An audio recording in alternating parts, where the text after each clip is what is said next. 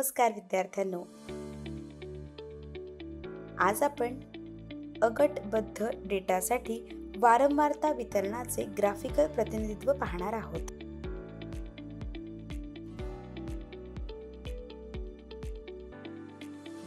Graphical प्रतिनिधित्व म्हणजे डेटाच्या संचाची भौमितिक प्रतिमा.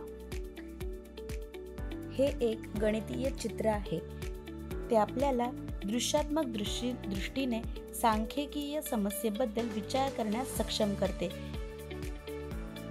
एखाद्या विशिष्ट गोष्टीचे वर्णन करण्यासाठी शब्दांपेक्षा चित्र अधिक प्रभावी असल्याचे म्हटले जाते. डेटाचे ग्राफिकल प्रतिनिधित्व समजून घेण्यासाठी अधिक प्रभावी आहे. मागील वर्गामध्ये आपण गटबद्ध नसलेल्या डेटा आणि गटबद्ध डेटाचे काही ग्राफिकल प्रतिनिधित्व अभ्यासले होते. आता आपण दिलेला गटबद्ध नसलेला डेटा पाय आकृती किंवा पाय चार्ट या वर्तुळाकार स्वरूपात दर्शवणार आहोत.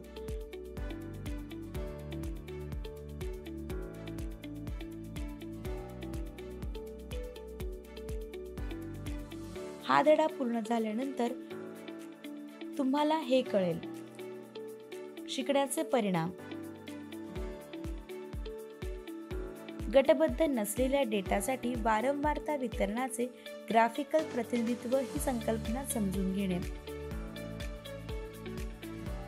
पाय आकृत्या समजून घेण्यासाठी पाय आकृत्या काढायला शिकण्यासाठी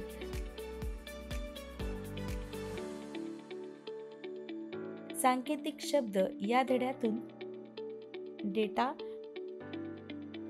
वर्तुळ, टक्केवारी, पाय चार्ट, मूल्य, डेटा आणि आकृती. पाय चार्ट किंवा पाय आकृती.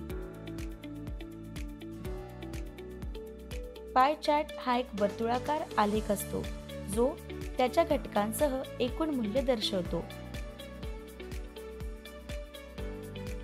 वर्तुळ हे सेक्टरमध्ये विभागलेले असते आणि सेक्टरचे क्षेत्रफळ दिलेल्या माहितीच्या प्रमाणात असते. वर्तुळाचे क्षेत्रफळ एकूण मूल्य दर्शवते आणि वर्तुळाचे वेगवेगळे सेक्टर वेगवेगळे घटक दर्शवतात. पाय चार्टमध्ये डेटा बहुतेक टक्केवारीत व्यक्त केला जातो. प्रत्येक घटक एकूण मूल्याच्या टक्केवारीत व्यक्त केला जातो.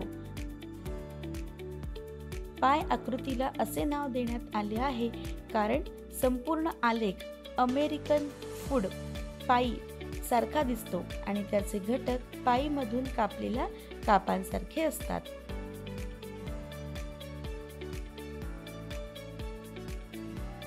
पाय चार्ट तयार करण्याची पद्धत. या पाय चार्ट मध्ये आपल्याला माहित आहे की विविध घटक वर्तुळाच्या क्षेत्रांद्वारे दर्शवले जातात आणि संपूर्ण वर्तुळ सर्व घटकांच्या मूल्यांची बेरीज दर्शवते.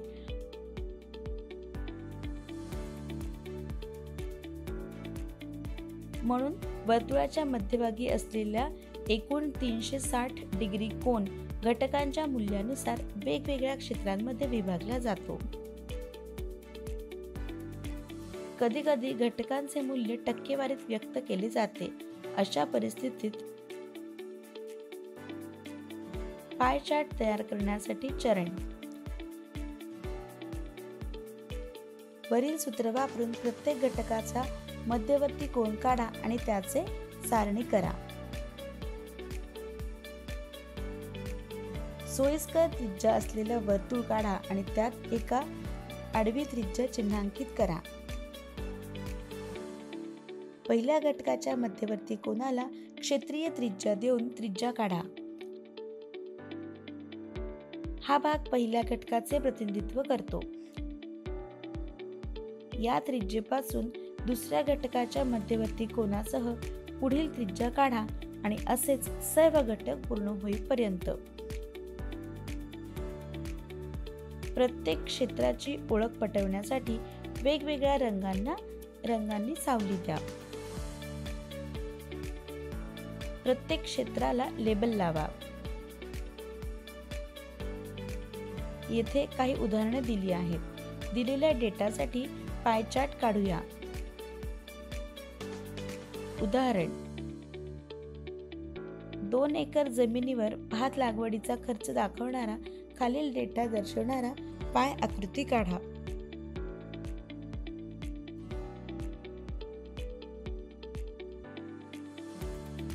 तसेच 1. ज्या शीर्षकात जास्त पैसे खर्च झाले आहेत त्याची टक्केवारी शोधा. 2. बियाणांवर किती टक्के पैसे खर्च झाले. उपाय: 2 एकरात भात शेतीचा खर्च. बियाणे बरोबर 2000 भागिले 36,000 गुणिले 3600 मग आपल्याला 200 मिळतात.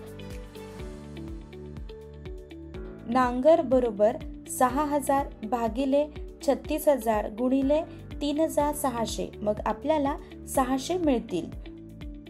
कुली बरोबर 10,000 भागिले 36,000 गुणिले 3600 मग आपल्याला 1000 मिळतील. खत बरोबर 7,000 भागिले 36,000 गुणिले 3600 मग आपल्याला 700 मिळतील. कापणी बरोबर 8,000 भागिले 36,000 गुणिले 3600 मग आपल्याला 800 मिळतात. इतर बरोबर 3,000 भागिले 36,000 गुणिले 3600 मग आपल्याला 300 मिळतील. एकूण बरोबर 3600. 10,000 रुपयांच्या वेतनावर जास्त पैसे खर्च झाले होते. टक्केवारीत रूपांतरित केल्यास आपल्याकडे वेतन बरोबर 10,000 भागिले 36,000 गुणिले 100% बरोबर 27.60% आहे. बियाणांवर 2,000 रुपये खर्च झाले. टक्केवारीत रूपांतरित केल्यास आपल्याकडे आहे बियाणे बरोबर 2,000 भागिले 36,000 गुणिले 100% बरोबर 5.55%. उदाहरण: घर बांधण्यासाठी खर्चाशी संबंधित खालील माहितीसाठी योग्य पाय चार्ट काढा.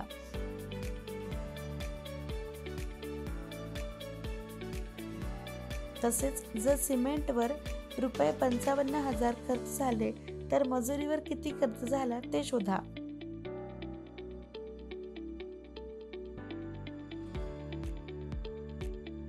उपाय: घर बांधण्याचा खर्च. पाय चार्ट वरून आपण पाहू शकतो की विटा बरोबर 10 भागिले 100 गुणिले 3600 मग आपल्याला 360 मिळतील. स्टील बरोबर 15 भागिले 100 गुणिले 3600 मग आपल्याला 540 मिळेल. सिमेंट बरोबर 25 भागिले 100 गुणिले 3600 मग आपल्याला 900 मिळतील. लाकूड बरोबर 10 भागिले 100 गुणिले 3600 मग आपल्याला 360 मिळेल. श्रम बरोबर 20 भागिले 100 गुणिले 3600 मग आपल्याला 720 मिळेल.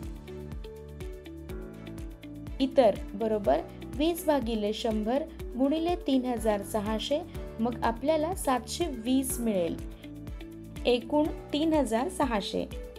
जर सिमेंटचा खर्च रुपये 55,000 असेल तर तो 25% आहे आणि त्याने 20% मजुरीवर खर्च केला.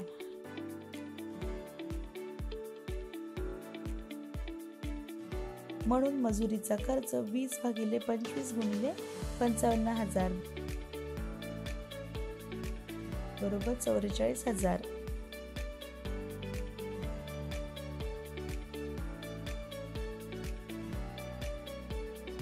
पाय चार्टचे उपयोग.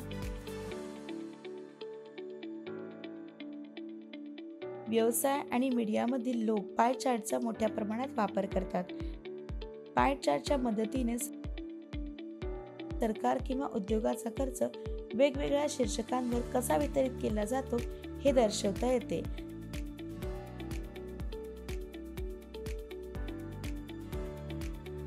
धड्याचा सारांश. पाय चार्ट हा एक वर्तुळाकार आलेख असतो जो त्याच्या घटकांसह एकूण मूल्य दर्शवतो. पाय चार्टमध्ये डेटा बहुतेक टक्केवारीत व्यक्त केला जातो. प्रत्येक घटक एकूण मूल्याच्या टक्केवारीत व्यक्त केला जातो. वर्तुळ हे क्षेत्रफळामध्ये विभागलेले आहे आणि क्षेत्रफळ दिलेल्या माहितीच्या प्रमाणात आहे. वर्तुळाचे क्षेत्रफळ एकूण मूल्य दर्शवते आणि वर्तुळाचे वेगवेगळे क्षेत्रफळ वेगवेगळे घटक दर्शवतात.